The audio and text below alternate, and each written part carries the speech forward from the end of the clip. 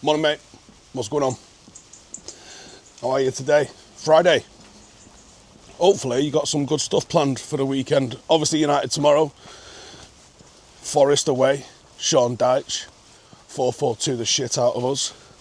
It's good to see Rúben Amorim talking in his press conference about Sean Dyche and as a pundit and all the other sort of stuff. I liked it. It was a good press conference, I thought, yesterday. It's a big game, this. And I think United, every game is a big game, but we are seeing some sort of green shoots of positivity and encouragement. And I think if we can push through that and get to 4 games, 5 games, 6 games, I think it'll start to feel like some momentum. I think you've got to get 3 points here, and I think we'd probably take a draw, to be honest, at Tottenham. And I feel like we would all call that like a little bit of progress. But I think a little bit like Brighton last week, where you couldn't have gone like, you know, win 1, lose 1, win 1, lose 1, win 1, win 1, lose 1. Like, it's still like heads or tails, innit? Whereas, you know, we've put 3 together. That's a bit of a run, man. But 3, if you don't go and win the next 2, might as well have just been, you know, 1 for 1 again. So I think picking up a 4th win on the bounce here makes the table look a little bit different. It's going to put us in a slightly different sort of frame of mind. And it sets us up then with, I think, less pressure going into the Tottenham game. I think there's still a lot of pressure on us for tomorrow's game. I think there's pressure on United every single week, if we're being honest with ourselves. But I think, you know, pressure can build and it can ease, can't it? And the only thing that eases it is winning games. But make no mistake, they'll be hard to play against tomorrow and they'll be hard to beat, if nothing else. But they're not unbeatable. They're not unbeatable at all. And just while we're on the subject, thinking about content a little bit. I had an idea which I didn't get done because of being in the Cotswolds this week, that I was going to do a different sort of video for match previews. At the minute I do match previews and I spend a long time looking at the opposition and what they do. And obviously we get to see the data and the watch time of stuff. So I know what people want to tune in for. And one of the most popular things in my preview is just seeing what 11 I've gone for. But I also do think that there's an audience that wants to know about what the opposition do. So we were going to do it this week, but there's no time to do it this week now. And there's no space in the calendar to fit it in. Jesus Christ. So we'll probably do it next week for Tottenham. And that's basically splitting my preview into 3. So we're going to do a manager versus. Because I think that's quite interesting. Now, obviously, the manager versus is going to lean heavily on the opposition manager. But we'll do it as like a head-to-head with our manager. If they've, you know, if they've had previous history and how they've got on against each other. Because some managers have just got the way, haven't they? How have we done against this manager in the past? As a club, as a manager, what's their philosophy? What's their typical go-to tactics? And we'll do like 7 or 8 minutes on that. And then I'll do a second video. So probably starting out like Wednesdays, manager versus manager. Thursday, I'll do scouting. So next Thursday we'll do scouting, Tottenham. So the people that want to know the tactics that they're likely to play against us, just in that one video. And then Friday, I'll do how United beat them. So if you've watched all 3, on 3 separate days, you've had nice bite-sized little chunks, and you can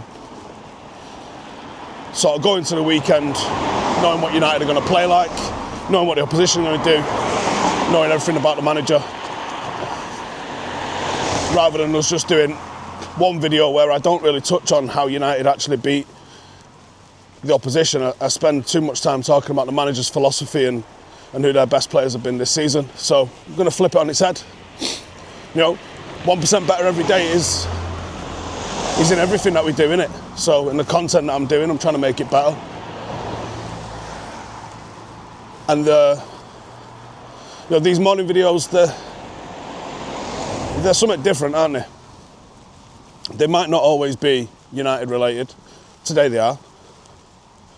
But the idea of them is to get up and say good morning to you. So, like I said at the start, good morning, mate. And it is building a little bit of a community. And they might not do reviews that a 5 Things does or a match preview does. But if people are enjoying them and watching them, no harm. So we'll keep doing them, man. Anyway, Rúben Amorim, 1 year on. What's your thoughts? I don't think it's got a plan. I don't think anyone's going to sit here and say that it has. I think we've had to...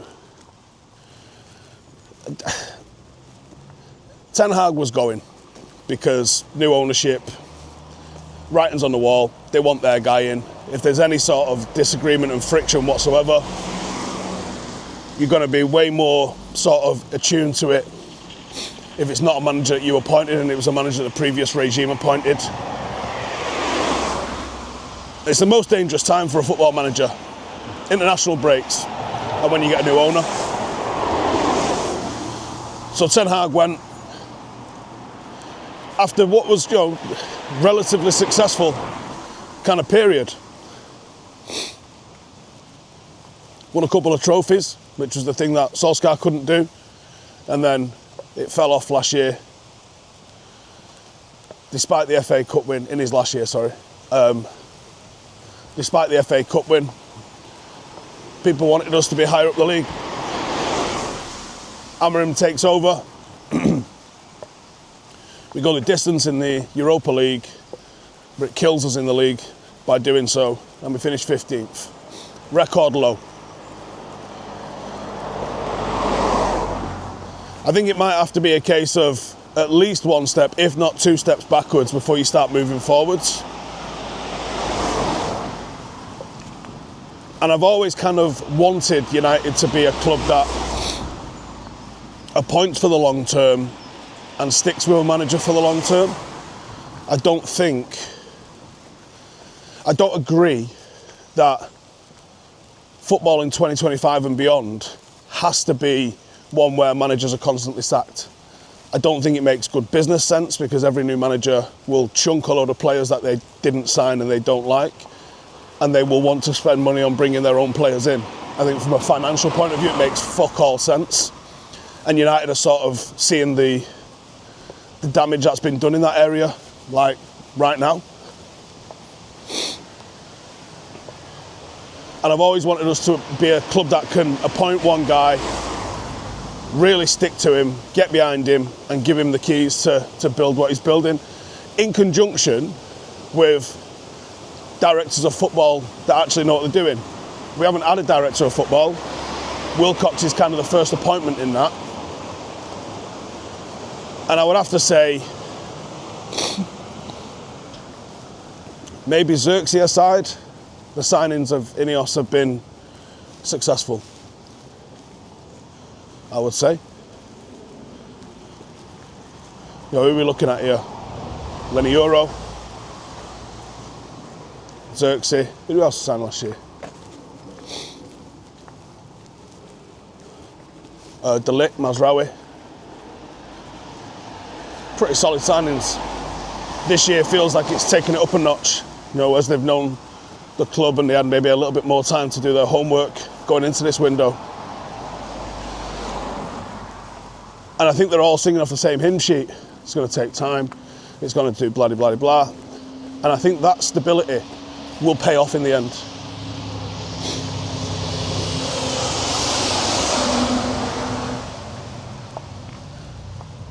Has it been perfect under Amorim? No. A month ago, I'd lost faith in him. I'm not going to pretend I didn't, because I had. Why had I lost faith in him? Because I didn't think he could do it? Because I didn't think he was a talented coach? No. Because I wasn't seeing the evidence of him learning how to play in this league, and from the mistakes that we all saw. Now, there was only one sort of incident that you could point to, the Arsenal game, where you go, maybe, because we should have got more out of that game. And we did play a more defensive system in that game. You may call it a low block. I don't know if I'd quite call it a low block, but we absolutely played a system where we got behind the ball a little bit. But there were still mistakes in that. And it was still issues of, where does Bruno Fernandes fit in this? And I still don't think he's been perfect. He's just been better. Because there was times in the Arsenal game where we're in a good position, but Bruno's natural tendencies to go and get after the ball, he was pressing people when he should have held, and the ball was getting played in behind him. So you're like, fucking, this isn't working. And it felt like for a few weeks we were just getting served the same thing and the same thing and the same thing, and then you play against Brentford and you know exactly what's going to happen against Brentford. And we picked what could have been the slowest back three we could have possibly put out against a team known for going vertical and direct. And I wonder why you get caught out being vertical and direct. So yeah, I did lose faith in him. Has that faith been restored? Not fully. But at the same time as when I lost faith in him, I never said sack him, which is mad because loads of comments was like, you said sack him a week ago. Did I? Where? Because I've never said sack a manager.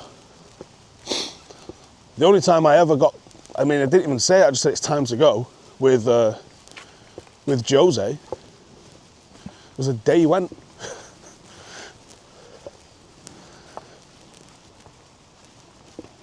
Because Jose made it toxic. I don't think Rúben made it toxic. Actually, I think that the mood around Manchester United is really good at the moment, despite the results. And what Wilcox said yesterday was interesting, and I enjoyed listening to it. And it was always going to come out on the back of 3 victories, wasn't it? It was never going to come out after we've just been smashed by Brentford. So I do think the mood is right, and I do think I think as a group they believe in him, and I do think that they're trying to bring in players that are going to be able to play what he wants better as a system. And there may be a case where we lose. Pretty sure it'll be Casemiro, who's been great this year, by the way, and I'm pretty sure it'll also be 50% chance it'll be Bruno as well that goes. Which means a whole new midfield will have to come in. So while we're looking at the likes of your Stillers, your Balabas, Whartons, Andersons, it could be 2 out of those. It might be Kobe Mainoo on one of those. But I do think it feels like a project where we're going to see progress. It feels like a project where, because the hierarchy are coming out and making the right noises, whether it's Jim 3 weeks ago, whether it's Wilcox yesterday, on the back of the results, on the back of the feel-good factor, on the back of seeing shit like Lenny Euro wearing the sparkly gold blazer because he fucked up in a crossbar challenge. That's team spirit. And I think there is a good team spirit at the club at the minute. And I think we do have to take into account the Europa League run. There were some great moments in that, even if we didn't win it. I think we do have to take into account the fact that he didn't want to come until summer.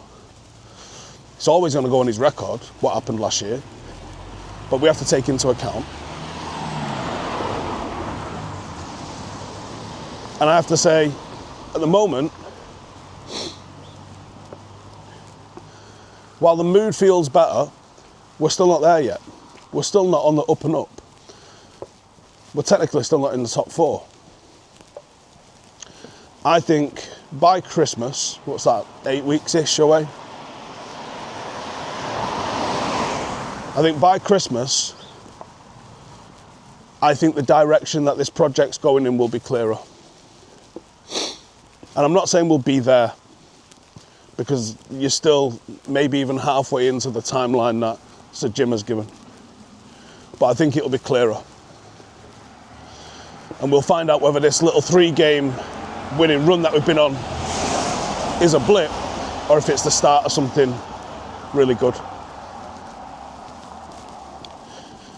And that might coincide with Lisandro Martínez coming back.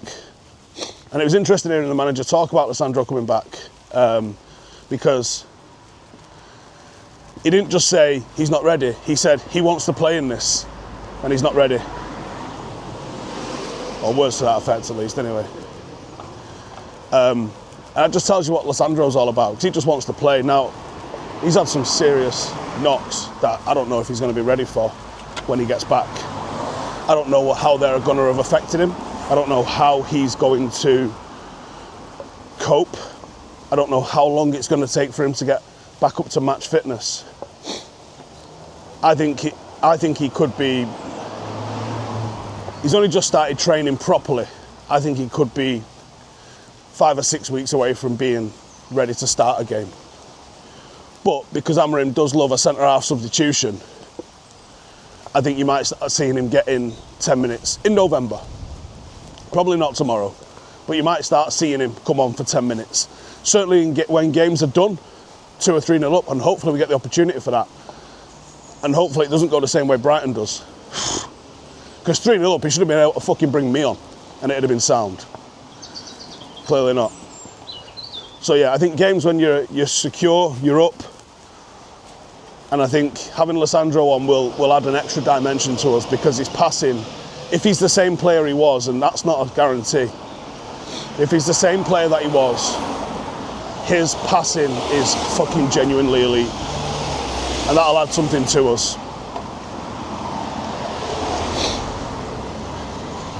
And I can't wait. I can't wait to have him back, because I think he is... I think the whole demeanour of him, the whole attitude of him, the whole way he is, little fucker's a captain. He's a leader. And I'm genuinely excited by the prospect of a back three that's Lenny Yoro, Lisandro Martínez and Matty de Ligt. I think that is a fucking serious back three. Serious back three. I like it. I do like it. Did a podcast yesterday with a lady called Ella. It was interesting listening to some of the things that she does in the morning and how important routine and that is from a sort of medical, psychological perspective. That'll be out on Thursday next week. Today I've got a child on the podcast. I think he's 11. He's climbed over 200 mountains. He wants to be the youngest person to climb Everest. I'm going out of my comfort zone a little bit here to interview a child on this podcast. But again, it's all about trying to be 1% better in it. Make me better as an interviewer, more versatile if I can also interview a child. Not something I'm planning on making a habit out of. But I genuinely think that he's got an interesting story, and it might be the shortest podcast we do. I imagine it is. But I'm going to push the boundaries and see. We uploaded a video yesterday where we answered some questions. Myself and Amy, she talks about her little trip to China that she's just been on. So if you want to go and check that out, if you want to support the channel, you want to get involved in the inner circle, get a little bit more hands-on accountability, then check the link in the description for Patreon.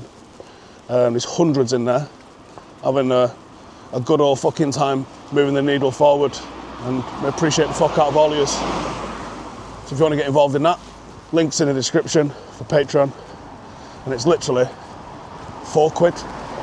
You can get anything for £4 nowadays. £2 in cash costs you £4. Anyways, deadlifts today in the gym. Won't be going heavy, because I'm still sort of protecting the calf a little bit, so more about greasing the groove. Probably go pretty light, like 90 kg or something like that. No running, physio tomorrow. I can't remember when my my first sort of run walk is. I think it's another week away at least. And it's basically couch to 5k principles that I'm going to be doing, which is 90 seconds of a dad jog before we kick it off with any lengths. But yeah, man, it's Friday. Shitloads of content coming out today. And hopefully 3 points coming tomorrow. But I'll see you in the morning. Have a good one. Latest.